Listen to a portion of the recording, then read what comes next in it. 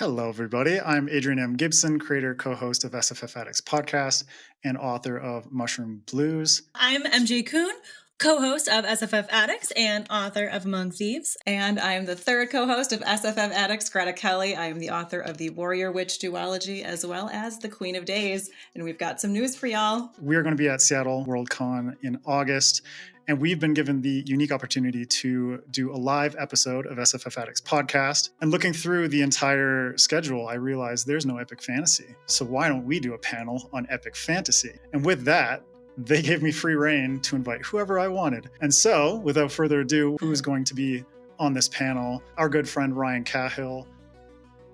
We have the wonderful Rebecca Roanhorse.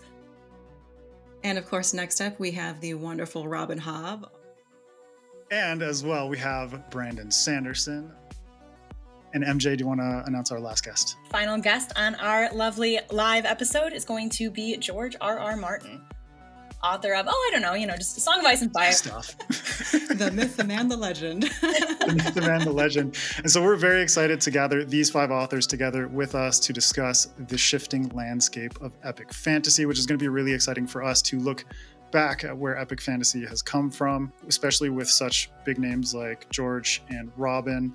And then Brandon, who's an author in my mind, who's kind of led the transition from, the older generation of epic fantasy with the completion of the Wheel of Time series into a new era of epic fantasy where we're seeing authors like Brandon take it to new levels. We're seeing Ryan and Rebecca and so many other fantastic epic fantasy authors doing their thing and making this genre really stand out, whether it's in self-publishing, whether it's in traditional publishing. And we're so excited for all of you to join us at Worldcon. So we hope to see you there. It'll be August 15th at 3 p.m. Pacific time in Ballroom 2.